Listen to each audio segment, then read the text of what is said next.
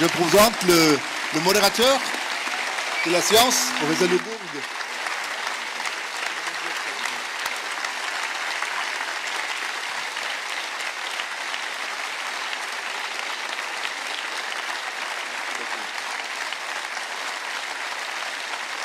Ils sont contents.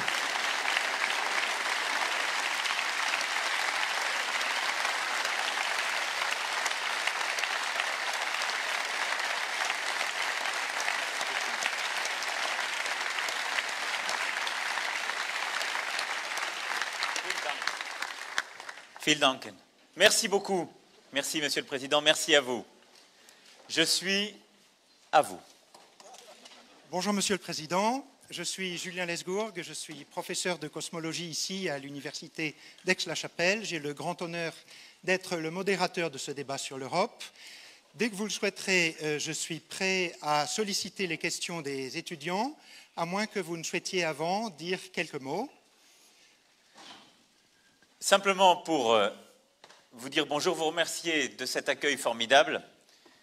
Évidemment, remercier la ville de Aaren, Monsieur le maire, et le prix Charlemagne, Monsieur le Président du comité, de l'immense honneur qui m'a été fait ce matin d'avoir ce prix, que je prends comme une incitation à aller plus loin et poursuivre les efforts et les actions, et non pas comme un remerciement pour ce qui a déjà été fait. Et donc, j'ai fait un discours ce matin.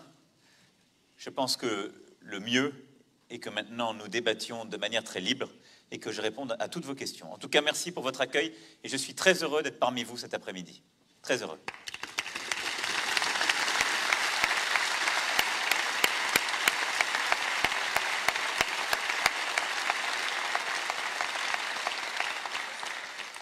Nous allons donc prendre les premières questions. Merci de lever la main.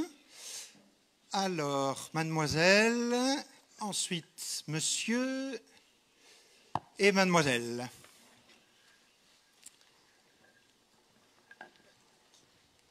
Allez-y. Alors, avant de commencer, toutes les félicitations pour le prix Charlemagne. Quel honneur! Je m'appelle Anna Janssen et je fais mes études en théologie catholique et en français. Et ma question, c'est pourquoi l'Europe est-elle une communauté de valeurs unique par rapport aux autres puissances mondiales comme la Chine ou la Russie? Les valeurs communes sont-elles capables d'insuffler le nouveau désir d'une culture démocratique en Europe? Nous allons prendre les questions par trois, si vous le voulez bien. Donc, monsieur, deuxième question. Malheureusement, mon français n'est pas tout à fait au point. Je vais vous poser la question en allemand. Je m'appelle Moritz. J'étudie les sciences de l'ingénieur, les techniques d'ingénieur. À votre avis, comment l'Union européenne devrait-elle se positionner pour essayer d'éviter un conflit au Moyen-Orient, pour démilitariser l'Iran, notamment compte tenu du retrait des États-Unis de l'accord, donc pour être un partenaire au Moyen-Orient? Une troisième question, s'il vous plaît. Je m'appelle Claudia Stenzel, j'étudie la théologie et le développement global. Dans le monde, il existe une image de l'Europe qui n'est pas contemporaine et qui est fortement critiquée. De votre côté, vous parlez souvent d'une Europe des visionnaires. D'où ma question. Comment pourrions-nous assumer notre devenir européen, nous adapter ou nous actualiser, nous moderniser de telle sorte que nous puissions faire fi de ces critiques qui sont adressées à notre égard, et comment pensez-vous que nous pouvons nous rapprocher de cette Europe des visionnaires? Merci beaucoup à tous les trois. Merci d'abord à Anna d'avoir posé sa question en français et je vous comprends parfaitement. J'entends l'allemand et je parviens encore à le lire, mais je n'ose le parler fluidement devant vous. Donc j'ai la même indulgence, enfin, je réclame la même indulgence que celle que vous réclamiez. Pour la première question, qu'est-ce qui fait de l'Europe une communauté de valeurs unique? Déjà, c'est en effet peut-être d'essayer, comme vous l'avez esquissé dans votre question, de se comparer. L'Europe, c'est le continent. D'abord, si on le regarde géographiquement, il y a peu d'espace aussi ramassé, avec autant de langues, de cultures diverses. C'est cette Europe des cafés dont parle George Steiner, c'est-à-dire une Europe du débat permanent, dont le centre a toujours été décentré par rapport à lui-même. Beaucoup pensent qu'ici à Aaren, nous sommes dans le centre de l'Europe, ce qui est vrai de l'Europe carolingienne, mais quand on parle de la Mitteleuropa, ce n'est pas ici. C'est dans ce qui paraît pour d'autres déjà très périphérique par rapport à nous et que sont ce confin qui va de l'Autriche aux Balkans occidentaux. Tout ça pour dire que cette Europe, c'est un précipité unique de géographie, de culture, de langue, de différences en un continent où toutes les grandes religions du livre ont eu à cohabiter, où toutes ces langues, ces cultures ont eu à cohabiter, mais quelque chose d'unique est né. La première chose qui me semble caractériser ces valeurs communes européennes, je l'évoquais ce matin en creux, c'est un certain rapport à l'universel, qui va sans doute avec le fait que l'Europe est un palimpseste comme ça de religions. Toutes les grandes religions s'y sont ou superposées ou parfois affrontées et ont eu à y vivre. Et c'est assez unique, parce que quand vous regardez les autres plaques dans le monde, il y a souvent eu une ou deux religions. Nous avons eu quasiment toutes les religions à travers les grandes conquêtes et les grands empires qui ont marqué l'Europe, de l'Empire romain puis carolingien, mais jusqu'aux empires ottomans qui ont aussi traversé l'Europe. Et donc nous avons eu quelque chose d'un rapport à l'universel qui s'est d'abord construit.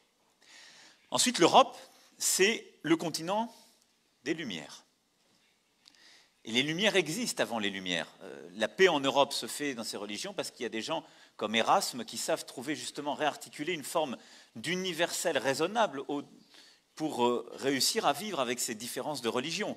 On sort de la guerre des religions européennes parce qu'il y a de ces grands sages. Mais je crois que ce qui fonde à un moment donné aussi ce rapport très particulier, c'est le rapport à l'Aufklärung, voilà, les Lumières, qui d'Erasme à la Renaissance en allant jusqu'aux Lumières elles-mêmes de nos philosophes, et donc au XVIIIe siècle, ont marqué l'Europe, ce qui est un rapport à l'individu, à la personne.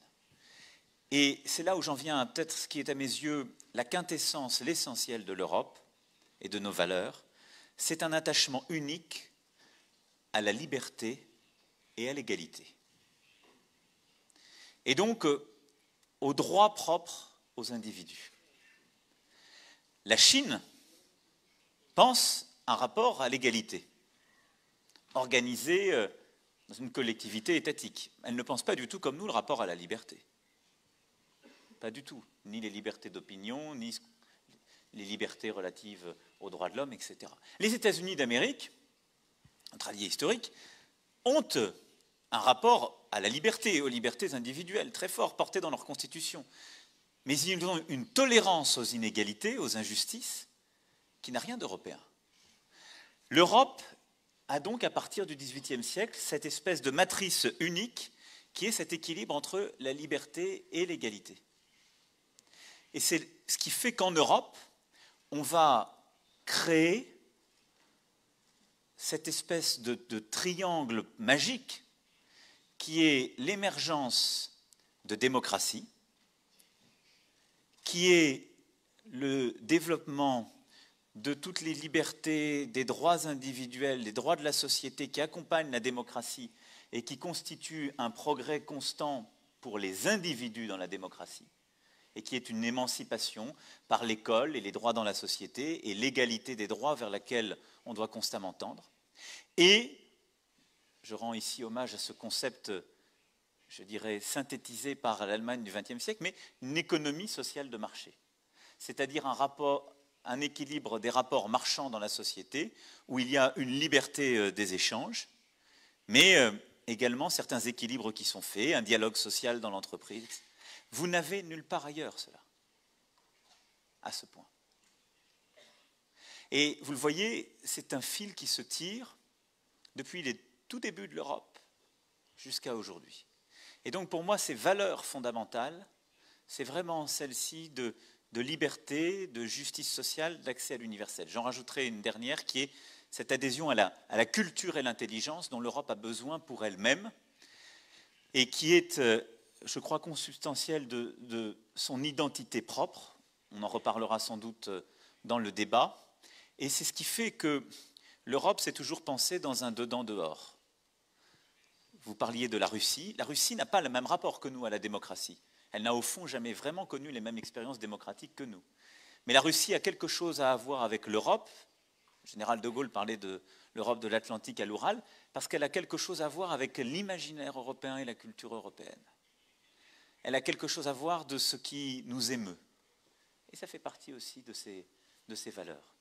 Donc pour moi, c'est cet ensemble qui fait de nous quelque chose d'unique. Et comme je le disais ce matin lorsque m'a été remis le prix, qui s'exprime toujours par rapport à l'universel, qui se pense toujours par rapport au reste du monde, en ce qui s'est conçu même dans ce dialogue permanent avec le reste du monde. Mais vous le voyez bien, cet équilibre de valeurs, il n'y a aucun autre continent qui les porte, qui les résume, qui les cristallise comme l'Europe. Deuxième question, plus contemporaine, si je puis dire, même si elle est en quelque sorte les travaux appliqués de ce que nous venons d'évoquer sur le Moyen-Orient et l'Iran. Et ce que nous pouvons faire, nous, Européens, dans ce contexte. L'Iran est un sujet qui nous est posé à tous depuis la révolution de 1979. Il y a eu, quand on regarde les choses, des hauts, des bas, des moments de grande tension. Et il est clair que l'Iran s'était embarqué vers le développement d'une capacité nucléaire de défense qui inquiétait toute la région. C'est ce qui a conduit les Européens d'abord, rejoints ensuite par les Américains, à négocier un accord nucléaire qui a été signé le 14 juillet 2015, qui permet de surveiller l'activité nucléaire de défense iranienne jusqu'en 2025. Est-ce que cet accord est parfait et réglé tous les problèmes? Sans doute pas. Non, je vais y revenir. Est-ce qu'il était meilleur que ce qu'il y avait avant? Oui, c'est pour ça d'ailleurs que nous l'avons fait. Et ce que le Premier ministre israélien a révélé il y a quelques jours sur l'Iran valait avant la conclusion de cet accord. L'Iran avançait. Et donc je pense que cet accord s'inscrivait dans une bonne démarche. Les États-Unis d'Amérique ont décidé de sortir de cet accord. Nous, Européens, nous avons dit que c'est une mauvaise chose. Pourquoi? Pour deux raisons. La première, nous sommes des grandes puissances internationales. Il n'est jamais bon, nous-mêmes, de ne pas respecter le droit que nous contribuons à mettre en œuvre. Pourquoi? Parce qu'on est un peu les garants de l'ordre international.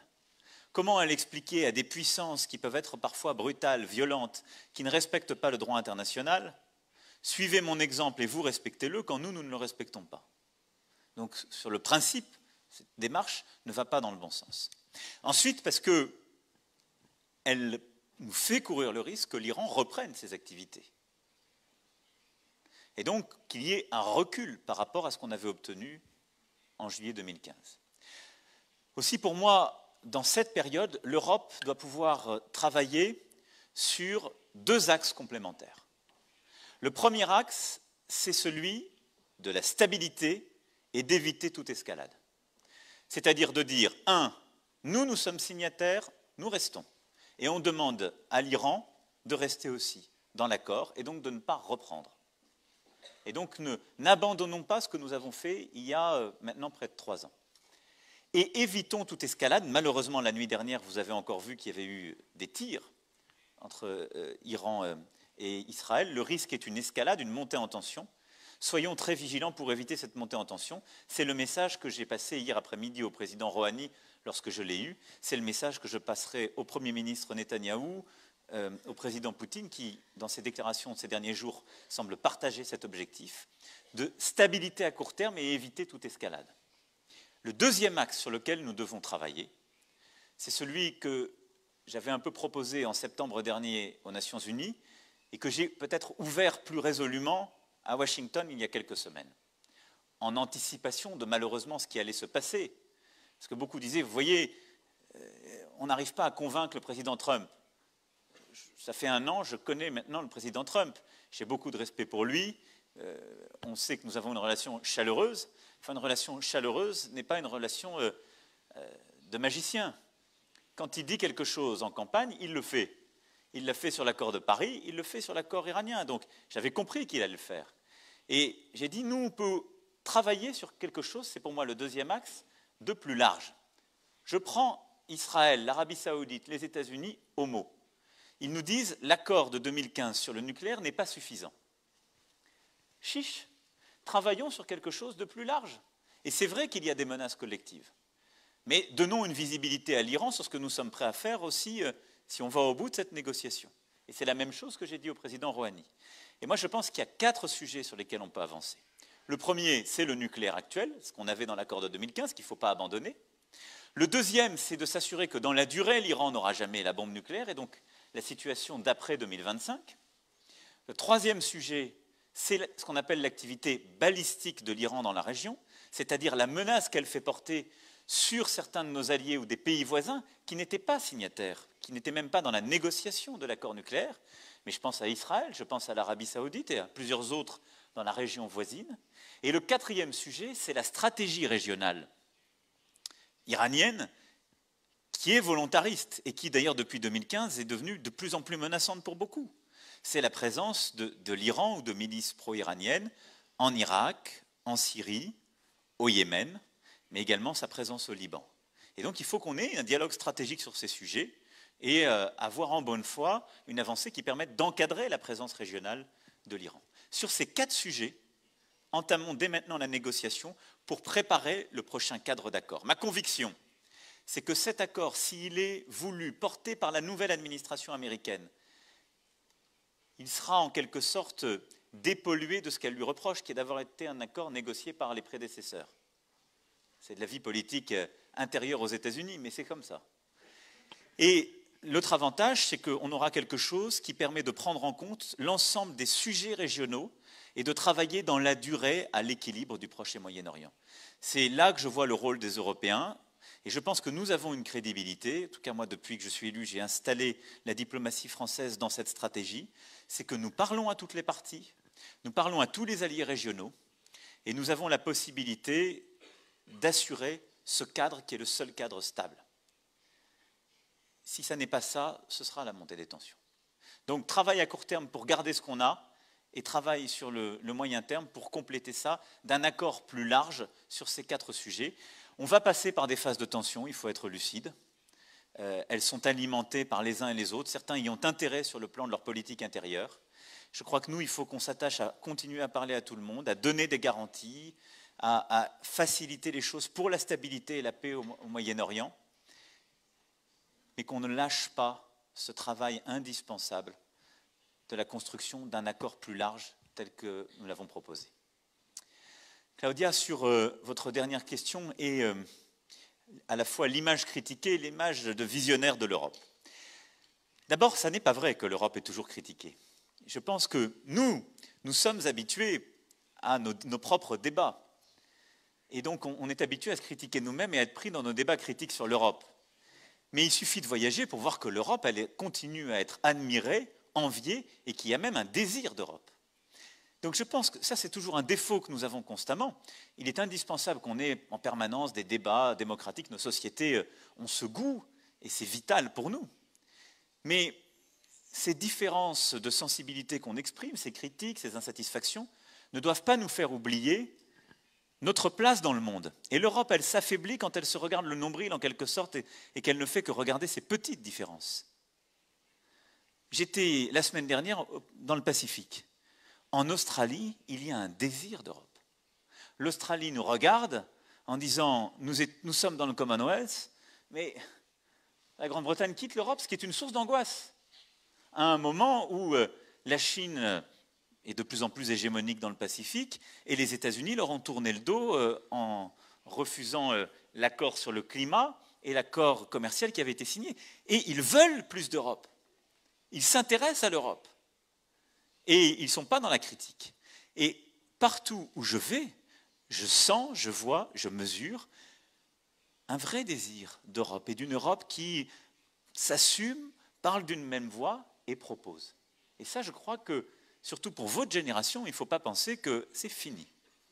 La deuxième chose, si on veut lui donner un plein contenu, il faut l'assumer. Et justement, il faut constamment penser l'Europe au milieu de ces défis contemporains internationaux. C'est cette souveraineté européenne dont là aussi je parlais ce matin. Tous nos grands défis, climatiques, énergétiques, numériques, intelligence artificielle, géopolitique, développement en Afrique, grande migration, tous ces défis, c'est l'Europe qui les prendra. Tous ces défis, c'est l'Europe qui nous permettra de les relever ou pas. Parce que nous avons à faire la compétition avec la Chine, les États-Unis d'Amérique. Nous avons à apporter des solutions à un continent aussi large que l'Afrique. Et donc, face à cela, il est clair que nous avons besoin de redonner en effet de la vision européenne, c'est-à-dire d'assumer que l'Europe sait parler d'une voix unie, sait porter une vision cohérente à 30 ans sur ces sujets, et sait avoir des instruments au bon niveau. Et donc, il y a un désir d'Europe, ne le minorez pas. Il y a une volonté de nous voir jouer un rôle dans toutes ces régions du monde et une attente de ce que représente l'Europe en raison des valeurs que j'évoquais. Maintenant, nous, notre devoir, c'est de réussir à avoir justement plus d'unité et peut-être de profondeur de champ, d'une vision à 20-30 ans assumée par tous pour pouvoir dire, quand on est en Chine, quand on est dans le Pacifique, aux États-Unis, l'Europe, ce sera le leader de l'intelligence artificielle, mais avec des règles éthiques qui permettent de respecter les protections individuelles de chacun, qui articulera innovation et éthique, ce que ne permettent de faire aujourd'hui ni le modèle chinois ni le modèle américain. L'Europe, ce sera le modèle de la transition énergétique, avec les leaders du stockage de l'énergie, une économie qui aura, à horizon 30 ans, totalement fait sa mutation. L'Europe, ce sera le continent qui permet de penser la stabilité de l'Afrique par une politique de développement assumée, partenariale, une politique de sécurité avec l'Afrique, et qui aura ses règles justement de sécurité à ses frontières communes et une plus grande intégration. L'Europe, c'est ce continent qui permettra d'être une vraie puissance commerciale, permettant de respecter les jeux d'équilibre et de ne subir, je dirais, l'oukase de nulle puissance. L'Europe, c'est ce continent qui sera celui de l'investissement, d'une plus grande intégration économique en son sein et en son cœur, avec une intégration de ces marchés du travail, avec des personnes, à la fois des jeunes et des travailleurs qui circuleront beaucoup plus facilement, mais où il y aura dans tous les endroits de ce cœur d'Europe, de cette Europe la plus unifiée, des opportunités ouvertes à chacun. Je ne suis pas exhaustif, mais il faut qu'on arrive à se donner ces objectifs à 30 ans et ces finalités, au service de quels seront les instruments ensuite que nous aurons à décliner.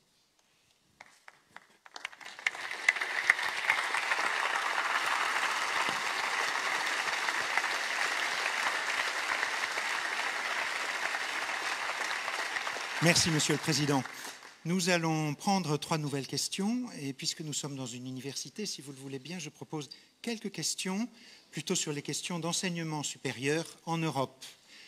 Questions d'enseignement supérieur.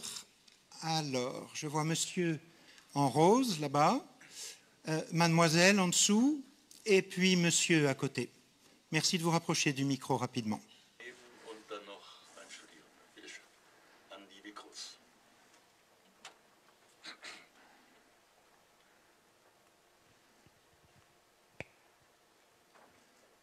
Première question. Bonjour, Monsieur le Président. Je m'appelle Maximilien Galouzès. J'étudie la technologie et le développement global. Ma question est la suivante. Dans un discours, vous avez dit qu'il y aurait 20 nouvelles universités qui seraient créées.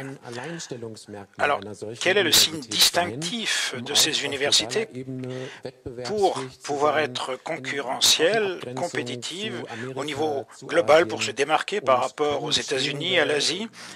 Est-ce que des universités qui existent déjà peuvent-elles remplir ce rôle? Merci beaucoup. Une deuxième question. Monsieur le Président, je m'appelle Imen Alamouri. Merci de nous avoir donné l'opportunité de discuter avec vous. J'ai fait mes études en biologie moléculaire. Je pose la question, en allemand. Donc le système universitaire français est souvent critiqué, comme quoi il s'agirait d'un système formant et créant des élites.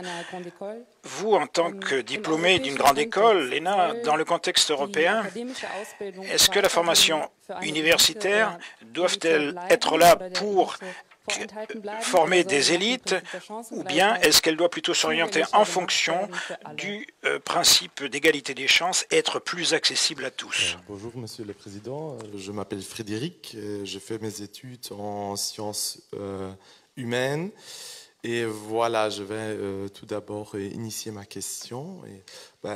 L'idée de l'université, selon son origine historique, c'est l'universalité, en termes de représenter la complexité du monde en un seul endroit.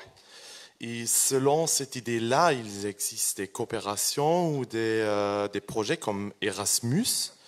Et voilà maintenant ma question à vous. Votre propos de créer des universités européennes signifie ce propos-là que les universités d'aujourd'hui ne remplissent plus cette rôle universel, et ne serait-il pas mieux d'investir dans les universités qui existent et élargir les coopérations et les projets comme voilà, le projet Erasmus?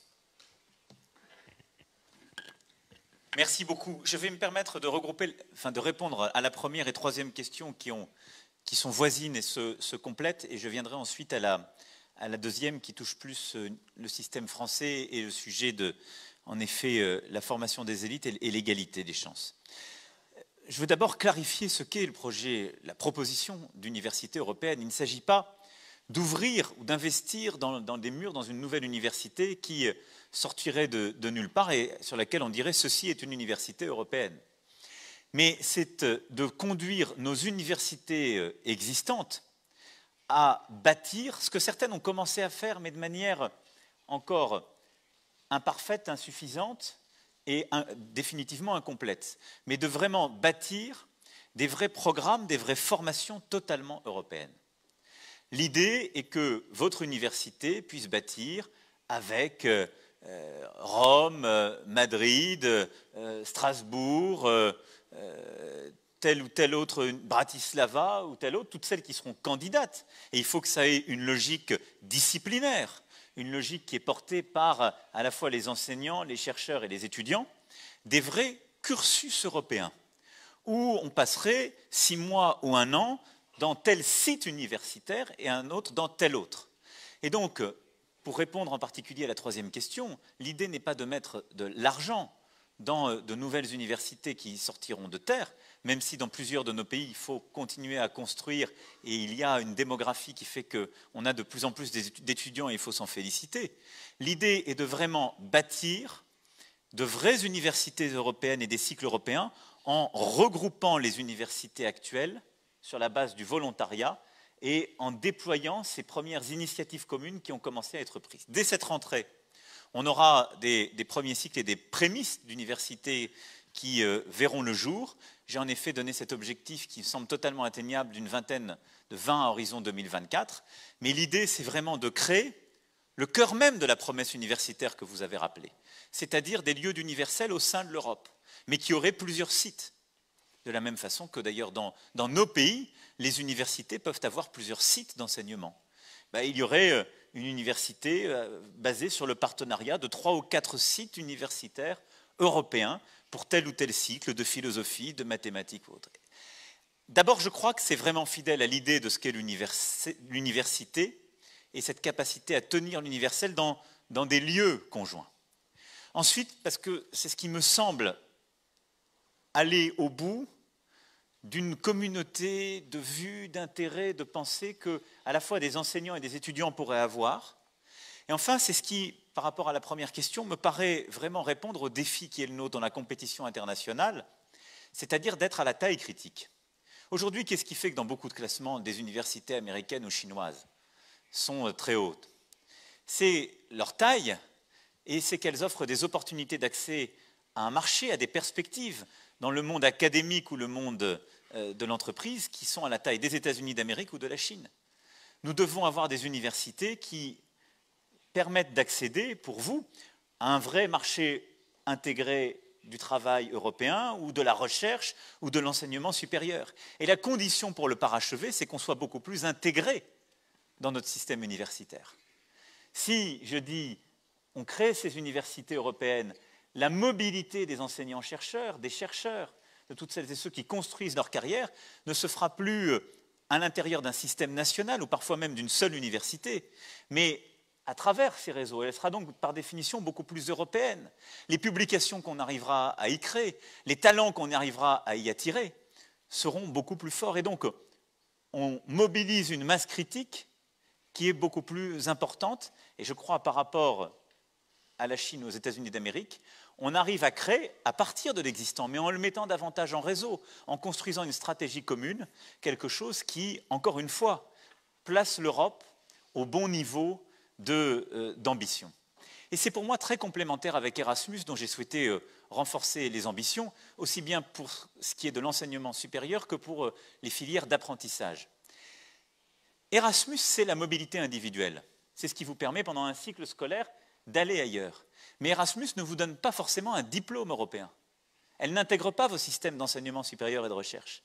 Elle offre la possibilité à certains jeunes d'avoir un peu plus d'affectio societatis européen, d'avoir une aventure européenne et de revenir à la maison avec cette aventure. Il faut absolument le maintenir et c'est, je pense, l'une des plus belles idées des dernières décennies parce qu'elle a vraiment créé du goût pour l'autre. Elle a créé des dizaines de milliers d'histoires d'amour, et tant mieux, mais elle a créé un goût pour l'autre, une connaissance de l'autre. Si nous voulons que cette connaissance des systèmes de l'autre et des opportunités s'infuse dans nos systèmes éducatifs d'enseignement supérieur et de recherche, il faut faire cette étape qui est, à mes yeux, totalement complémentaire et qui n'est pas concurrente, qui est de créer ces universités européennes sur la base de la méthode que je viens d'évoquer. Alors ensuite, et enfin, mademoiselle, vous avez soulevé la question d'abord de la spécificité du système français et puis d'un dilemme qu'il faudrait trancher entre la formation des élites et l'égalité des chances. Je revendique le droit de ne pas choisir. Et d'ailleurs, je pense que quand on essaie de choisir, on dégrade et l'un et l'autre. Et je vous parle d'un pays où c'est un peu ce qu'on a parfois fait. La France a cette histoire traumatique avec l'université.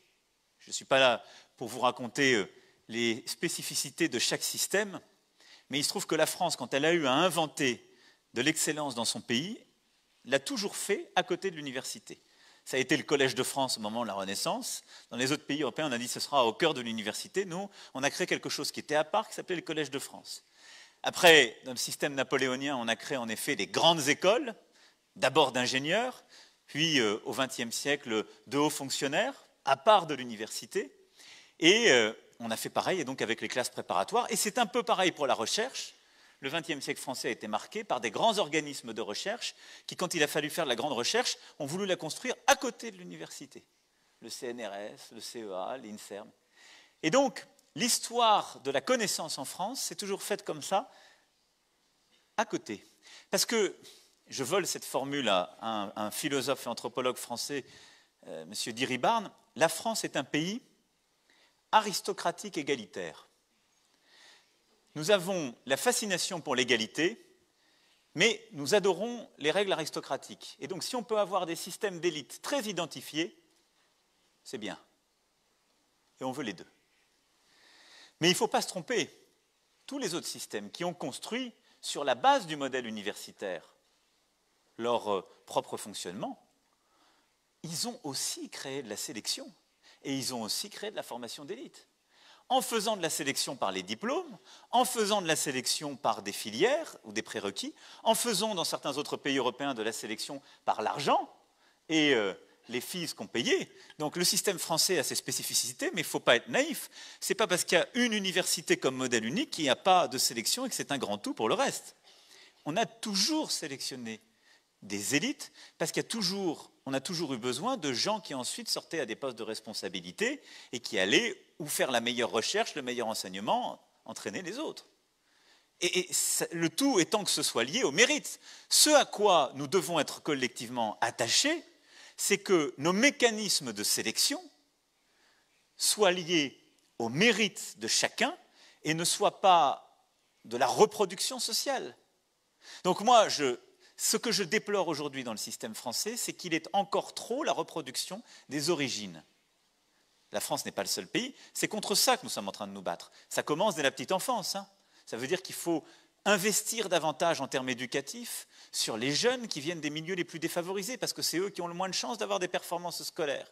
Ça veut dire qu'il faut à chaque fois essayer de rattraper. Mais il faut tout faire pour que la sélection, à un moment donné où elle est indispensable, ne soit pas injuste, qu'elle ne soit pas une sélection sur l'argent, ou qu'elle ne soit pas une sélection sur la reproduction des inégalités familiales ou sociales. Ça, c'est le devoir que nous devons nous assigner, et c'est ce que nous avons commencé à faire depuis 1 an, à travers l'école primaire, puis la réforme de l'orientation, et maintenant la réforme de l'enseignement supérieur en France. Et cette réforme de l'enseignement supérieur en France que nous sommes en train de faire, qui est d'ailleurs une des conditions pour avoir un vrai système universitaire intégré sur le plan européen, c'est celle aussi qui consiste à dire notre université, elle doit pouvoir orienter les gens. Elle doit pouvoir accompagner de manière plus individualisée les étudiants pour leur permettre de réussir. La France aujourd'hui est un système où, quand vous venez d'une famille modeste, vous avez beaucoup moins de chances que quelqu'un qui vient d'un milieu favorisé d'accéder au système, en effet, des grandes écoles. La France est un système où, quand vous venez d'une famille modeste, vous êtes perdu parce qu'il n'y a pas vraiment d'orientation, vous allez vous inscrire dans une filière universitaire dont vous ne connaissez pas les résultats académiques, dont vous ne connaissez aucun résultat professionnel, et selon les filières, dans 1/3 des cas, vous n'allez même pas finir la première année. Et des gens veulent m'expliquer que ça, c'est l'égalité des chances. Allons bon, c'est l'inverse de l'égalité des chances. C'est le mirage de l'égalitarisme où la règle devient le hasard. Et vous savez quoi ? Quand on donne la main au hasard, il ne fait pas bien les choses dans nos sociétés. Il reproduit les injustices de départ. Et donc, ce que nous sommes en train de faire, c'est de mettre beaucoup plus de moyens sur la formation des jeunes qui viennent des quartiers les plus difficiles, moins d'élèves par classe, de permettre qu'il y ait un meilleur accompagnement, une meilleure orientation, qu'il y ait ensuite, avant le baccalauréat ou l'abitur, une meilleure orientation des élèves, qu'on ait de la transparence sur les filières universitaires, dans nos pays comme à l'international, pour dire quelles sont les conditions pour y réussir. Si vous sortez d'une filière technologique, est-ce que vous allez avoir autant de chances que quelqu'un qui sort d'une filière biologie pour aller faire des études de médecine? Non. Et je vous aiderai davantage si je vous dis qu'il faut passer 6 mois en biologie avant, ou avoir telle ou telle discipline qu'il faut s'approprier. Donc, c'est vous aider, vous orienter, créer des parcours, favoriser des passerelles, mettre de la transparence, accompagner les individus.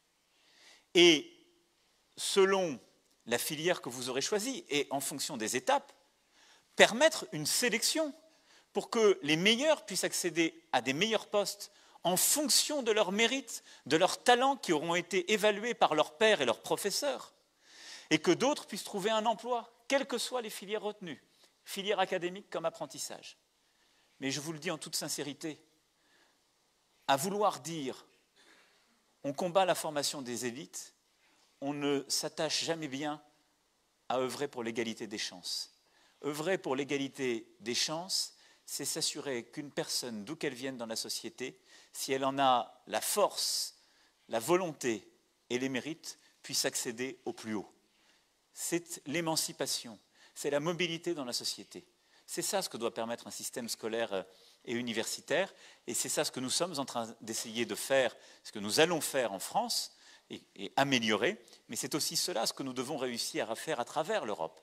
Permettre que tout jeune, quelle que soit son origine sociale et géographique, s'il a envie d'embrasser les plus belles carrières à tel ou tel endroit, puisse le faire au simple vu de ses mérites, parce que nous aurons créé les règles d'accompagnement, d'orientation, d'égal accès dans le système d'orientation et d'enseignement supérieur européen.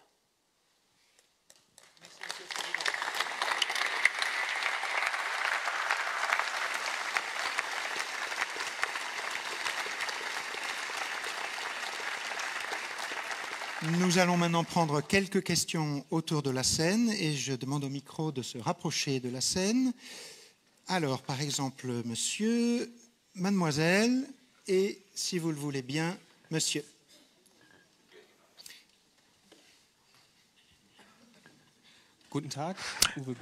Bonjour, Monsieur le Président. J'étudie les ressources du management et les géosciences. Monsieur le Président, vous parlez d'une Europe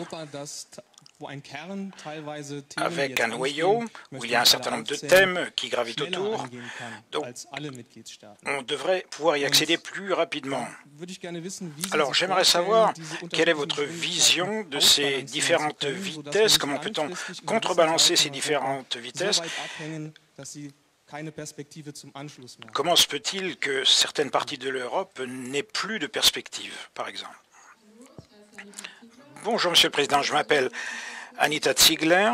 Je voudrais vous poser la question suivante. À 80 km d'Aix-la-Chapelle, nous avons la centrale de Tihange, belge, centrale à laquelle l'État français participe indirectement. Les populations de la région d'Aix-la-Chapelle ont certaines appréhensions, certaines craintes du fait de cette centrale. Vous, Monsieur le Président, comment pourriez-vous faire en sorte que ces craintes soient prises en compte et que vous leur donniez une certaine forme de sécurité? Et peut-être, Monsieur, une troisième question. Monsieur le Président, je m'appelle Nick Soncombe, j'étudie les sciences politiques. C'est un fait triste qu'en Allemagne, en France, mais dans d'autres États d'Europe de l'Est, par exemple, que les nationalistes sont en marche. Et ceci est basé sur la peur de l'avenir de beaucoup de personnes. Les mutations démographiques, les mutations climatiques, le changement des modes de travail, du fait de la numérisation et de l'automatisation. D'où ma question.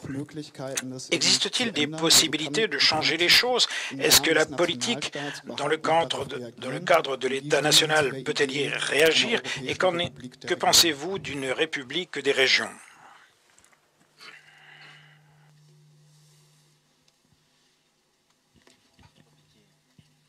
Merci beaucoup. Je vais peut-être d'abord répondre à la question sur le nucléaire et je vais ensuite reprendre les deux questions européennes. Sur le nucléaire, j'ai vu d'ailleurs à la fois certaines associations de la population locale et certaines ONG comme Greenpeace qui s'exprimaient ce matin sur, en effet, les centrales que vous évoquez. Il y a aussi celle de Cattenom sur la frontière luxembourgeoise qui, je le sais, inquiète beaucoup de populations. Bon, d'abord, sur ce sujet, je pense qu'il faut essayer de s'en tenir aux faits. Il y a les peurs, on l'évoquait, sur tous les sujets, il y a des peurs. Mais il faut qu'on ait les peurs raisonnables et qu'on dise aussi comment on veut construire une stratégie européenne et laquelle. L'Allemagne a décidé, suite à Fukushima, de totalement quitter le nucléaire. La France n'a pas pris une telle décision parce que ce sont des décisions qui se prennent au niveau national. Est-ce que pour autant je considère que je mets en danger Aix-la-Chapelle ou je mets en danger le Luxembourg en faisant ça? Non, puisque j'en ai chez moi. Aujourd'hui, plus de 70% de l'énergie, en particulier de l'électricité qui est produite en France, se fait à partir de centrales. Si je pensais en mon fort intérieur que c'était une forme de production dangereuse, je les aurais toutes fermées dans mon pays, ou mon prédécesseur, ou la communauté nationale. Et je vous invite d'ailleurs à regarder cette technologie que nous maîtrisons depuis, elle aussi, 70 ans. A-t-elle fait plus de morts de manière directe ou indirecte que les centrales à charbon ou que d'autres? Très sincèrement, non. Non. Et je vous le dis en vérité. Et nous avons aujourd'hui en Europe le plus haut niveau d'exigence de sûreté nucléaire. C'est ce qui d'ailleurs explique tous nos retards dans les productions de nouvelles centrales, l'exigence qui est la nôtre. Et c'est là aussi où il nous faut savoir raison garder et avoir une approche très exigeante à l'égard des autres.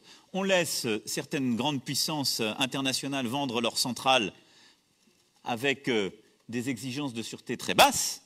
Nous avons les meilleurs au monde, les meilleurs. Et il faut l'assumer. Lorsque des centrales ont le moindre doute, ou des tranches ou des réacteurs, ils sont fermés. Vous en aviez encore il y a quelques mois des dizaines en France. Donc, le doute n'est jamais permis. Il y a une instruction permanente avec une autorité de sûreté qui est indépendante, qui rend compte devant le Parlement dans un débat démocratique permanent. Donc là-dessus, je vous le dis en tout état de cause, de là où je parle, et j'en parle, la meilleure manière de vous faire part de ma confiance, c'est du choix qui a été fait pour mon pays. Si je pensais une seule seconde que le système français, sur le plan technologique, industriel, ou en termes de contrôle scientifique et démocratique, n'était pas sûr, j'aurais fermé toutes les centrales dans mon pays. Bon. Donc, vous avez la même garantie que le peuple français. Maintenant, le débat est un bon débat. Celui que vous portez, celui qui est porté là, c'est celui d'une conscience européenne. Vous me dites, bon, vous êtes président de la République des Français, très bien. Enfin, moi, je suis allemande, et ça a un impact sur moi. Ben oui, mais moi, les choix allemands ont un impact sur moi aussi. Parce que quand l'Allemagne, elle rouvre des centrales à charbon pour compenser son nucléaire, ça a un impact sur moi. Quand on réfléchit à des choix géostratégiques avec la Russie, ça a un impact sur moi. Ce qui veut dire quoi? Ce qui veut dire que nous devons avoir une vraie politique énergétique et climatique européenne, vous avez parfaitement raison, et que nous devons la construire. Alors nous l'avons fait, nous avons commencé à le faire, nous avons créé un système d'émissions en commun. Mais moi je regarde les choses en face, où sont nos priorités? Notre priorité des priorités, le fameux accord de Paris, l'accord climatique, c'est de supprimer les émissions de CO2. On dit le réchauffement de la planète, les gens qui meurent, là de manière directe, et on en chiffre en centaines de milliers, ce sont les particules. Donc il faut baisser les émissions de CO2 de diesel des véhicules, et il faut baisser les émissions pour produire de l'énergie. Donc, moi, où je mets la priorité? J'en ai pris une, j'ai passé une loi, on ferme toutes les centrales à charbon et toutes les centrales thermiques dans le pays. Il en restait quelques-unes, on les ferme en totalité d'ici à 2021. Et c'est pour moi plus prioritaire que d'aller fermer des centrales nucléaires, parce que la centrale nucléaire, c'est aujourd'hui c'est le moyen le moins émetteur de CO2 de fournir de l'énergie non intermittente. Donc ça, c'est le premier point. Soyons cohérents, ayons déjà une stratégie de réduction du CO2 partout en Europe, et fixons-nous sur les émissions de CO2 par la mobilité et la production d'électricité, une même stratégie. Nous ne l'avons pas. Moi, j'ai pris une stratégie française, elle me semble avoir sa cohérence et elle aura ses résultats, mais on doit l'avoir au niveau européen. Ce qui suppose, si nous voulons l'avoir au niveau européen, qu'on doit fixer un prix minimum du CO2. On doit fixer un prix minimum du CO2. C'est le seul moyen d'avancer et de faire ces transitions et d'obliger tout le monde à bouger. Ensuite, on doit au niveau européen investir massivement, et c'est un point que nous partageons totalement avec la chancelière, sur le stockage d'énergie. Parce que qu'est-ce qui va me permettre d'aller plus vite pour passer du nucléaire au renouvelable dans un pays comme la France? C'est le stockage de l'énergie. Qu'est-ce qui fait qu'aujourd'hui, ce n'est pas vrai qu'on peut dire « je vais couper une centrale nucléaire et je vais vous ouvrir l'équivalent en renouvelable ». C'est que le renouvelable, il faut que le soleil brille ou que le vent tourne. C'est intermittent. Et nous n'avons pas les technologies pour le stocker. Et donc, il y a une évolution technologique pour obtenir le stockage qui permettra de faire des sources de renouvelables une production non intermittente d'énergie. Deuxième axe européen où on doit être partenariaux, c'est investir, avoir des solutions de batterie, de stockage d'énergie ensemble et développer des acteurs industriels pour aller dans ce sens. Troisième point, compte tenu de tout ce qu'on évoquait tout à l'heure et des instabilités, ne nous trompons pas. On ne doit pas troquer notre souveraineté pour celle des autres. Moi, je ne fermerai pas de centrale dans mon pays pour dépendre du gaz ou de ceci, de cela, de puissances qui ne partagent pas forcément nos points de vue et nos priorités. Je vous le dis très franchement. Et donc, je veux diminuer notre dépendance à l'énergie nucléaire, je le ferai, je m'engagerai dans cette stratégie, mais ce ne sera ni en rouvrant des centrales à charbon, ni en réduisant notre souveraineté énergétique française ou européenne. C'est les deux lignes rouges. Donc c'est simple. Et donc on doit pouvoir trouver ce scénario-là, mais il ne faut pas le faire sous l'emprise comme ça de la passion, sinon ce seront d'autres qui font les choix pour nous. Et ceux qui produisent le gaz ensuite dont on aura besoin, le bilan CO2 n'est pas bon, et le bilan géopolitique n'est pas bon non plus. Ne nous trompons pas. Enfin, nous avons collectivement besoin de nous protéger justement face à certains intérêts. C'est pourquoi moi je suis très favorable à ce qu'on ait aussi une taxation aux frontières sur certaines activités industrielles très consommatrices de CO2. Nous, on oblige nos industriels, et c'est pour finir ce panorama de la politique énergétique et climatique, on oblige nos industriels, nous, à aller vers plus de renouvelables, à produire plus propre, et c'est très juste. Et c'est ce qu'il faut continuer à faire, on va aller plus loin. Mais on ne peut pas leur dire, vous allez continuer à être en concurrence avec des industriels à l'autre bout du monde, qui eux peuvent continuer à polluer à tout va. On doit corriger ça à nos frontières. Et ça pourrait d'ailleurs être une ressource propre du budget européen.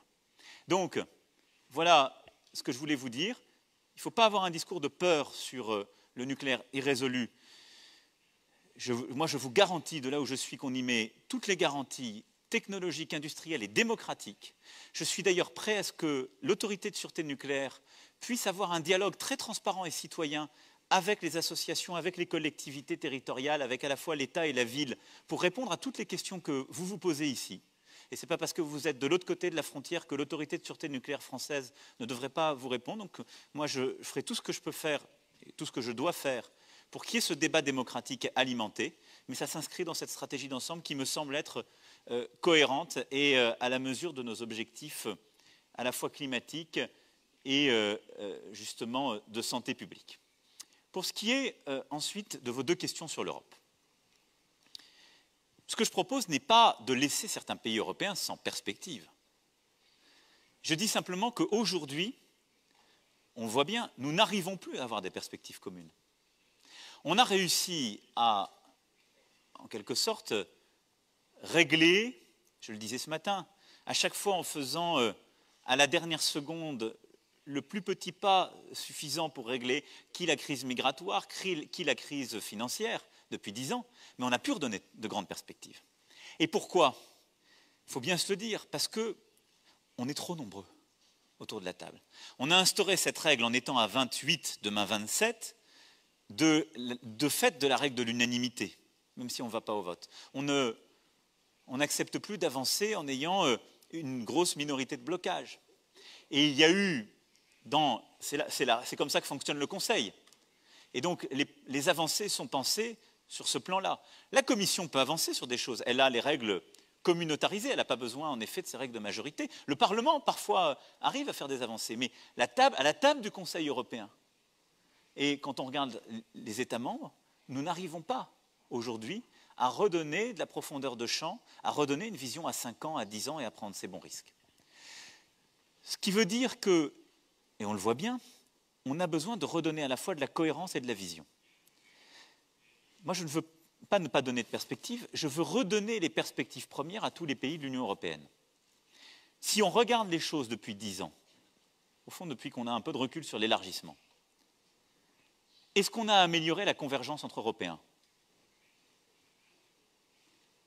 Quand je vois une Hongrie qui utilise les fonds structurels pour assumer le fait qu'elle baisse son impôt sur les sociétés ou qu'elle fait du dumping fiscal en luttant contre parfois certains de nos principes juridiques et qu'on n'arrive pas à lui réduire ses fonds structurels ou à rentrer dans un débat vigoureux, je ne suis pas sûr que c'était l'objectif des pères fondateurs et que c'était l'objectif même de nos politiques de solidarité et de cohésion structurelle. Et je l'ai dit à Viktor Orban, on a partagé ce désaccord. Quand je vois d'autres en Pologne qui contreviennent aux règles de l'état de droit, qui sont même d'avant l'Union européenne, mais qui sont celles du Conseil de l'Europe en termes de séparation des pouvoirs, de respect de la justice, et que nous avons tant de difficultés à les bloquer, est-ce qu'on a le sentiment qu'on a créé une convergence? Assez peu. Et donc, moi je crois d'abord que cette Europe à 27, il faut lui redonner le sel de ses règles et de dire les pays les plus riches ont accepté de contribuer, moi je n'ai pas d'état d'âme, mais pour aider les autres à revenir vers un centre de gravité, vers un principe de convergence. Et on a laissé cette Europe devenir une Europe du dumping fiscal, social et démocratique. Et en gros, on laisse les gens dire moi je prends les fonds structurels, mais je vais attirer les entreprises en mettant mon impôt sur les sociétés le plus bas possible. Moi, je vais avoir les règles sociales vraiment les moins favorables pour les travailleurs possibles, ça attirera les gens. C'était le détournement du travail détaché. Et les autres disant moi, je vais utiliser l'Europe pour être le plus dur possible, j'aurai les protections de l'Europe mais sans ces contraintes, l'état de droit c'est quelque chose qui nous encombre, je reprends ma liberté. Non au dumping fiscal, social, environnemental, démocratique en Europe. Ça c'est la base et c'est déjà une perspective, parce que beaucoup l'ont perdu. Beaucoup l'ont perdu. Donc retrouvons ce fil qui est celui même de l'Europe des années 80. Ça c'est à 27. Maintenant on doit se dire, si on veut construire cette Europe plus unie, plus souveraine, plus démocratique, on est prêt à quelques-uns à y aller. Moi, je ne sais pas dire lesquels. Peut-être certains sont dans les membres fondateurs, peut-être qu'il y en a qui n'y étaient pas, peut-être que ce sont des gens d'ailleurs nouvellement arrivés. C'est une règle dont la base doit être l'envie et la capacité de faire. Sortons de la logique où un seul suffit à bloquer le club. La France l'a fait en 2005. Donc je parle en connaissance de cause. Le référendum français où nous avons voté non a bloqué tout le monde. Mais moi je pense que c'est beaucoup plus efficace si on dit celui qui est contre, il laisse les autres avancer, eux avancent, et lui reste dans un deuxième cercle.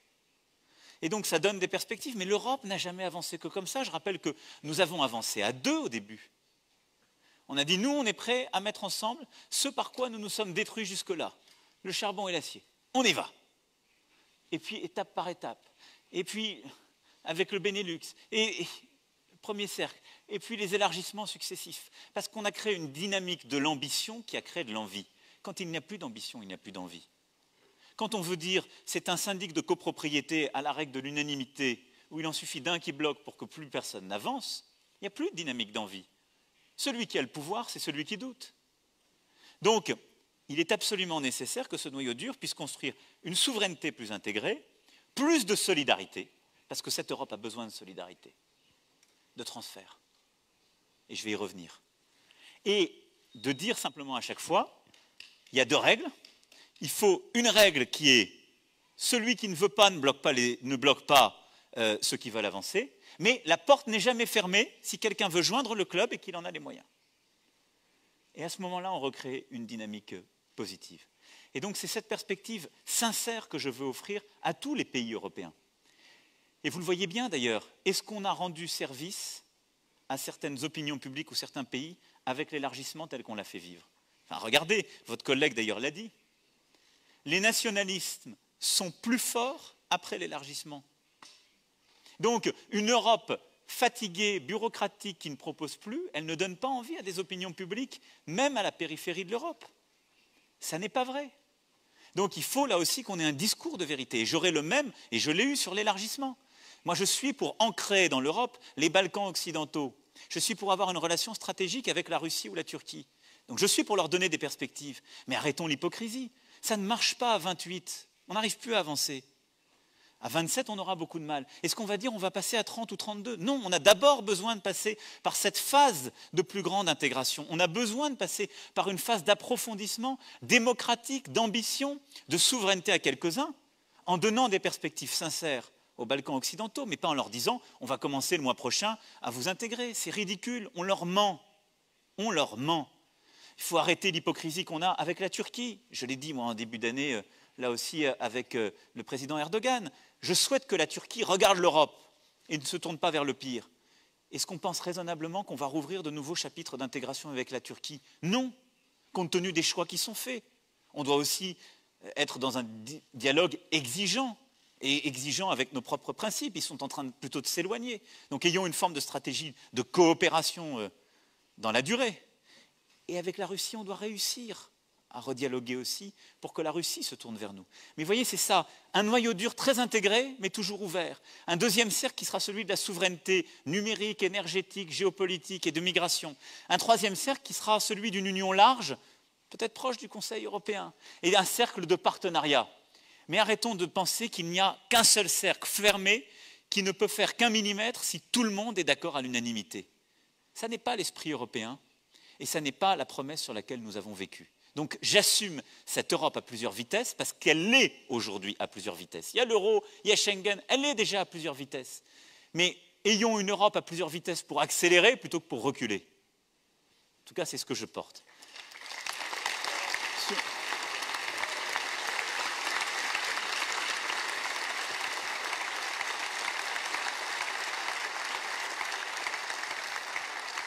Et c'est ce qui rejoint votre dernière question sur les nationalismes et comment y répondre. Les régions font partie, la décentralisation le plus proche du terrain fait partie, ça dépend après de nos systèmes, il y a des systèmes plus fédéraux, il y en a d'autres plus décentralisés. Je crois que ce sont en tout cas des acteurs avec les villes qui sont essentiels pour donner plus de vitalité à nos politiques publiques, à nos décisions et plus de proximité. Mais la clé, elle est aussi dans notre capacité à penser cette souveraineté européenne et notre capacité à retrouver le contrôle. Face aux grands risques que vous avez rappelés et que nous évoquons depuis le début de cet échange, la réponse ne peut pas simplement être de dire on va redonner plus de pouvoir aux régions ou aux villes. Sinon, on pourrait aller d'ailleurs jusqu'au bout du raisonnement vers un nouveau féodalisme européen. À un moment, on a eu cette réponse-là par les villes libres en Europe. Ça a existé dans notre histoire. Et c'est aussi pour ça que je pense que la vitalité des villes ou des régions est importante dans la capacité, la plasticité que l'Europe doit avoir dans ses réponses. Mais enfin, tous les grands risques dont nous parlons, ils ont besoin d'une souveraineté européenne.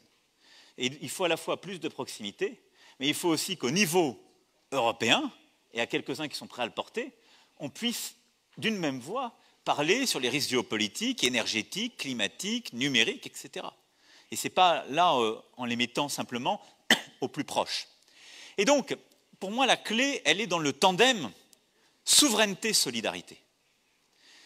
Je pense qu'on a commis une erreur funeste ces dernières années, ces dernières décennies, en laissant le concept de souveraineté aux nationalistes. Et en quelque sorte, on a laissé dire que ceux qui croyaient dans la forme de l'État-nation étaient les seuls qui pouvaient penser le contrôle de soi, la capacité à rendre compte et à contrôler les choses. Ça n'est pas vrai. Il y a une souveraineté nationale. J'en suis l'émanation. Donc, je l'aime, j'y crois, et je pense qu'elle a son importance. Mais elle est à conjuguer avec une souveraineté européenne. J'ai beau être le président de la République française, je l'ai dit en essayant de répondre à votre collègue, je pense que le défi climatique, le défi numérique, le défi des migrations, je ne peux pas y répondre seul comme président de la République française. Ça n'est pas vrai. J'ai besoin que nous construisions une vraie souveraineté européenne pour répondre à ces défis qui angoissent, qui nourrissent les peurs. Et donc, en donnant le sentiment que quand on était européen, on était contre toute forme de souveraineté, on a laissé les gens qui étaient ou les victimes de ces peurs, ou les plus effrayés par ces peurs, dire ces gens-là ne sont pas sérieux. Alors on a compris, ceux qui sont pour l'Europe, eux, ils sont pour plus avoir de contrôle du tout. C'est le marché qui va faire les choses. C'est une énorme erreur. Être pour l'Europe, être pour l'ouverture, ce qui est mon cas, ça ne veut pas dire être pour l'ultralibéralisme et l'absence de règles. Ça veut dire être pour le bon niveau de décision collective et la bonne efficacité des règles au niveau européen. Je veux que nous reprenions le contrôle sur les choses. Moi, je crois dans une Europe qui protège, parce qu'elle aura posé les bons débats et pris les bonnes décisions. C'est ce que nous avons commencé à faire sur le travail détaché. Partout dans mon pays, les gens disaient le travail détaché, c'est l'Europe qui dit ça, c'est formidable, les gens peuvent circuler. Mais enfin, j'ai des travailleurs qui viennent à la moitié du salaire minimal dans notre pays pour voler nos emplois. Et puis de l'autre côté, des entreprises qui sont délocalisées. C'est pas ça l'Europe, c'est vrai. C'était une perversion de l'Europe. On est en train de le réformer. Le Parlement achève un travail que nous avons lancé pour pouvoir converger. Et vous le voyez, repenser la solidarité au niveau européen, c'est pouvoir dire à nos opinions publiques, à nos peuples, de cela, nous pouvons décider. Ça dépend de nous. Après, on peut ne pas être d'accord sur la solution. On peut avoir un vrai débat. Mais déjà, je peux vous dire, si cette décision est préférée à celle-ci, c'est moi qui suis responsable. Et arrêtez de dire ce qui est la pire des choses pour les gouvernants. Nous n'y pouvons rien. Parce que quand on dit nous n'y pouvons rien, à ce moment-là, on laisse la parole à des nationalistes qui disent nous pouvons quelque chose, venez vers nous. C'est ce qu'ont fait certains avec le Brexit. Vous avez d'ailleurs vu qu'une fois la promesse faite et après avoir convaincu leur peuple, ils se sont bien dispensés d'aller aux responsabilités et ont quitté la scène politique pour laisser le soin à d'autres de gérer, parce que c'est dur. Donc la souveraineté, c'est essentiel. Et l'autre point, et je le dis devant vous ici, c'est très important, c'est la solidarité. On a besoin, si on veut curiasser, vaincre les égoïsmes nationaux, on a besoin de solidarité. Et je le dis,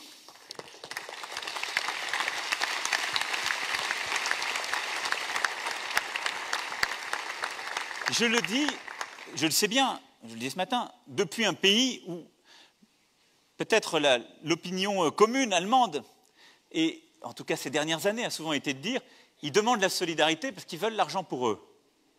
Parce que les Français, on les connaît, ils ne font pas les réformes, ils dépensent beaucoup, donc ils disent qu'ils veulent de la solidarité, mais derrière les belles idées, c'est qu'ils veulent notre argent. Il se trouve que depuis un an, je fais les réformes. Sur le marché du travail, sur l'éducation, sur la SNCF, le gouvernement est en action, la majorité parlementaire, plusieurs députés sont là, des membres éminents de la majorité du gouvernement. Nous faisons ce travail. Donc la solidarité dont je parle, ce n'est pas une solidarité pour la France. La France, elle est contributrice. Elle a payé autant que l'Allemagne sa quote-part au moment de la crise des dettes souveraines. La France, elle est prête à contribuer encore plus et d'y payer pour un budget européen et un budget de la zone euro. Mais on a besoin de solidarité parce que sinon, nous allons, nous deux, étouffer les autres. Et il ne faut pas se tromper, il y a des moments d'hégémonie dans l'Europe. La France, elle a été hégémonique au début des années 2000. On était les premiers, tout allait bien. Rappelez-vous, à l'époque, on disait l'Allemagne, c'est l'enfant malade, tout va mal, etc. Et nous, les Allemands, à ce moment-là, ont fait des propositions de réforme. Les Français ont dit on a le temps, on verra plus tard. On n'a pas avancé. L'Allemagne a fait ses réformes. Mais l'Allemagne, elle a pu faire ses réformes parce qu'elle a eu la solidarité européenne au moment de la réunification. Et il ne faut jamais l'oublier. Parce qu'au moment où l'Allemagne était très faible, l'Europe a été là et a aidé l'Allemagne. Aujourd'hui, l'Allemagne, parce qu'elle a fait ses réformes avant la crise financière, est à un moment de son histoire extrêmement forte. C'est l'économie la plus forte et elle a des excédents budgétaires et commerciaux. Ces excédents budgétaires, c'est cette force accumulée et ça a été démultiplié pendant la crise. Et les excédents commerciaux, c'est les dysfonctionnements de la zone euro. Elle a plus d'excédents commerciaux avec les autres États membres de la zone euro que la Chine. Et les excédents commerciaux, c'est toujours aux dépens de quelqu'un. Et aujourd'hui, on a des pays qui ont fait le travail. Le Portugal, l'Italie, l'Espagne, qui ont fait des ajustements qu'aucun de nos pays n'a connus depuis la Deuxième Guerre mondiale. Parce qu'ils ont fait des réformes qui ont consisté à baisser des salaires, à baisser des retraites. En termes réels, on ne l'a jamais fait, nous, dans nos pays. Et ils l'ont fait, ils ont encore aujourd'hui 25, 30, 40% des jeunes au chômage. Et on va leur dire, nous, on n'est pas pour la solidarité entre nous. Plus d'intégration, un budget d'investissement, de relance en Europe, ce n'est pas le moment. Mais cette jeunesse-là, elle va se tourner vers le nationalisme. Elle dira, on a compris. Ce n'est plus un sujet de souveraineté seulement, c'est un sujet de solidarité. Et donc, notre devoir aujourd'hui, c'est aussi de regarder cette Europe, qui est à nos portes, ce n'est pas si loin que ça. Ce n'est pas à 80 km, c'est un peu plus, mais elle est là. Parce que la promesse qu'on a faite, et pour rejoindre ce que je disais sur l'université, on n'a pas dit au moment où on a fait l'Europe, si tu es un jeune Andalusien, si tu es un jeune Lisboète, ton avenir est de pouvoir venir à étudier à Paris ou à Aix-la-Chapelle, on a dit tu peux réussir chez toi. Mais aujourd'hui, l'Europe qu'on leur vend à ces jeunes, c'est de dire tu peux réussir si tu es bon et si tu as les moyens de voyager. Parce que ça marche bien dans certaines régions d'Europe. Mais il ne peut pas réussir chez lui. Parce que chez lui, il a encore un taux de chômage qui est parfois de la moitié de sa classe d'âge. Et ça fait 10 ans que ça dure. Ça veut dire que des jeunes de votre âge, depuis 10 ans, ils ont connu le recul des droits sociaux et l'absence de perspective. Il faut aussi qu'on regarde ça. Et ce n'est pas parce que nous, on est dans une région qui va bien en Europe qu'on doit l'oublier. Et donc, notre devoir, si on veut vaincre les nationalismes dont vous parliez, c'est d'assumer d'avoir une souveraineté européenne et de ne rien lâcher. Et d'accepter, en même temps que la responsabilité portée par chaque gouvernement, qui suppose de faire des réformes parfois difficiles, parce que c'est notre devoir, de porter une plus grande solidarité européenne, économique, financière, éducative, de migration, avec des critères de responsabilité, comme je le disais, pour votre collègue. Celui qui ne joue pas le jeu, celui qui ne respecte pas les règles communes ou l'état de droit, on ne l'aide plus.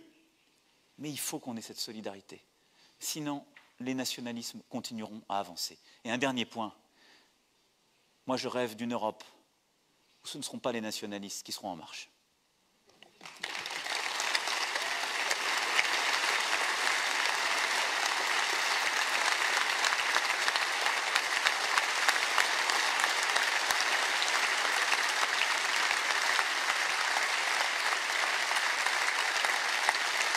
Monsieur le Président, une heure est passée très vite, trop vite à vous écouter. Le temps du débat est terminé, à moins que vous ne souhaitiez prendre encore une question. Ah, mais est-ce qu'il y a des questions auxquelles je n'ai pas répondu et qui se posent? Je ne pourrais pas toutes les prendre, mais je veux bien en prendre 2 encore. Allez-y. Alors, 2 questions, donc monsieur et mademoiselle, et nous terminerons. Des questions courtes, s'il vous plaît. Alors, bonjour monsieur. Déjà, je suis impressionné par tout votre courage dans ce que vous faites et dans ce que vous dites, donc bravo à vous. Et je me posais une question sur le long terme. Donc, qu'est-ce que vous pensez de la nationalité européenne? C'est-à-dire plutôt qu'être français, allemand, espagnol, qu'on se rassemble tous sous la nationalité européenne. Merci beaucoup. Et une toute dernière question. Ja, Monsieur le Président, je m'appelle Niarif Prakosh, j'étudie les sciences sociales ici à la RWTH, essentiellement la théologie et la politique. J'aurais une petite question à vous poser à propos de l'Europe et à propos du terme l'identité européenne dont vous avez parlé régulièrement. Et ma question est la suivante. Alors, comment les Européens doivent-ils développer une langue européenne? Comment peut-on y avoir une identité commune sans une langue commune? Alors, nous allons donc finir par la nationalité et la langue. Ce qui montre combien, quand on pense l'Europe et qu'on parle d'Europe, et je l'ai évoqué à plusieurs reprises, et ça rejoint le débat qu'on avait sur les universités et notre histoire, on doit penser les traductions, peut-être parfois les incompréhensions, les imperfections. Je ne crois pas qu'il y aura à un moment une nationalité européenne qui remplacera les identités nationales. Je pense par contre que nous pouvons continuer et que nous devons parachever une citoyenneté européenne qui complétera la citoyenneté nationale et l'identité nationale qui est celle de chacun. Vous continuerez à être de vos pays, tout en étant européen. Et chacun d'ailleurs dira « je suis européen et allemand, européen et espagnol ou espagnol et européen selon sa préférence », mais les deux seront accolés. Et je ne crois pas que l'un puisse se substituer à l'autre.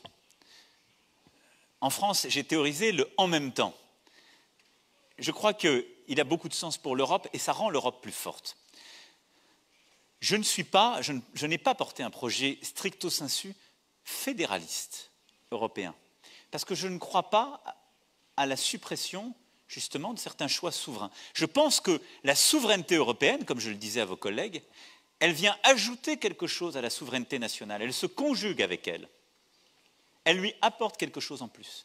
Et donc, je pense que nous avons tout à fait intérêt à avoir une carte d'identité qui soit européenne.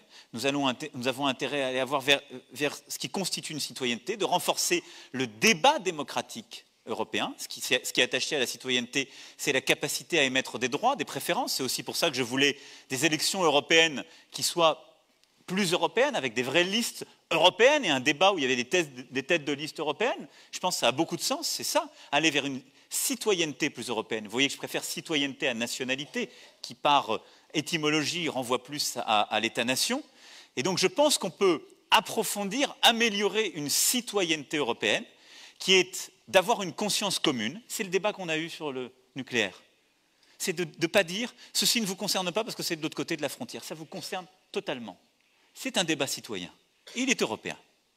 De se dire « nos élections à venir en mai 2019, elles doivent plus ancrer la citoyenneté européenne. Ça ne doit pas être une agrégation de débats nationaux, stricto sensu. » Et donc je crois à une citoyenneté européenne plus forte parce qu'il y aura plus de souveraineté, parce qu'il y aura plus de démocratie, parce qu'il y aura une culture encore renforcée, ces universités que nous avons évoquées, mais je ne pense pas qu'elle viendra se substituer aux nationalités, je pense qu'elle leur donnera encore plus de force et qu'elle les conjuguera dans le bonheur. Et ça rejoint l'idée de langue. On a plusieurs fois rêvé à cela. La vérité, c'est que c'est arrivé que l'Europe ait sa langue, à chaque fois qu'il y a eu des empires européens. C'est-à-dire à chaque fois qu'il y a eu des hégémonies linguistiques. Le latin a été la langue européenne. Le français a voulu l'être, l'allemand aussi, à d'autres périodes de nos histoires. Et je l'évoquais ce matin rapidement, un de vos philosophes, Peter Sloterdijk, a écrit un très beau livre comme ça sur les transferts d'empires, qui était un concept juridique médiéval, et qui est le fait qu'on a toujours pensé l'Europe par des formes juridiques calquées sur l'Empire romain. Et d'ailleurs, l'Empire carolingien est exactement dans la lignée de ces visions, c'est-à-dire qu'il y a une hégémonie sur les autres. Et donc, on a eu des moments comme ça. Il y a eu l'Empire carolingien, il y a l'Empire napoléonien, il y a l'Empire bismarckien, il y a l'Empire hitlérien. On a eu des formes dans nos histoires collectives, plus ou moins déviées, de ces translatio imperii. Mais à chaque fois, il y avait un point, c'était une hégémonie. Il y en a un qui dominait les autres. L'Union européenne a cela d'unique, c'est qu'elle repose sur des équilibres. Personne ne dirige. On n'a pas le droit. Vous pouvez prendre le leadership des idées, de la proposition, mais avec un espoir, c'est que quelqu'un soit plus ambitieux que vous, ou viennent vous la reprendre pour la faire. Ça ne peut marcher que comme ça, l'Europe. Et donc, dans ce contexte-là, il ne peut pas y avoir une langue dominante. De fait, aujourd'hui, c'est parfois l'anglais. Et c'est un peu un paradoxe au moment du Brexit. Moi, je crois qu'il y a une langue européenne, c'est la traduction. Il y a une langue européenne, c'est la traduction. C'est celle, je rendais hommage tout à l'heure à Erasme, tous les grands Européens ont été des traducteurs, des passeurs. L'Europe des cafés, cette civilité européenne, l'Europe des universités, des promeneurs, de ceux qui ont pris parfois tous les risques pour elles, ce sont des femmes et des hommes qui ont constamment été dans une forme de déséquilibre linguistique. Et c'est ça l'Europe. C'est toujours une forme de fragilité. Madame de Staël, au XVIIIe siècle, qui était une formidable européenne, adorait l'Allemagne. Elle a écrit un très beau livre sur l'Allemagne. Et elle avait cette phrase très jolie. Elle vivait avec un autre grand auteur français qui était Benjamin Constant. Et elle disait, quand je n'arrive pas à exprimer un sentiment en français, je vais chercher l'allemand. C'est ça la langue européenne.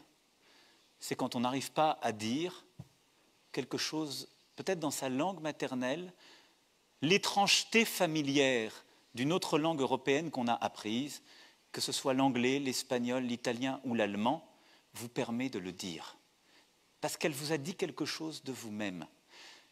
L'Europe, c'est aussi pour ça que ce ne sera jamais totalement la même nationalité, totalement une seule langue. Parce que c'est cette forme d'oxymore permanent, d'étrangeté familière. Mais vous savez, l'amour véritable, c'est l'amour de l'autre. S'aimer soi-même, c'est narcissique. Vouloir dire « je veux que l'Europe soit faite tout d'un sang blanc et à ce moment-là, je l'aimerai », c'est pas vrai, c'est pas ça l'amour. La force de l'Europe, son unicité, c'est sa fragilité et c'est qu'elle tisse toujours en son sein le même et l'autre. Et c'est d'ailleurs pour ça qu'elle a toujours pensé l'universel. Et donc, nous ferons beaucoup d'autres débats comme ça, et il y aura toujours des traducteurs, il y aura toujours des intraduisibles, il y aura peut-être des malentendus, mais à la fin, c'est dans cette petite imperfection que gît le plus beau de l'Europe et sa volonté d'aller de l'avant. C'est que ce mouvement est toujours inachevé. Merci à vous. Merci.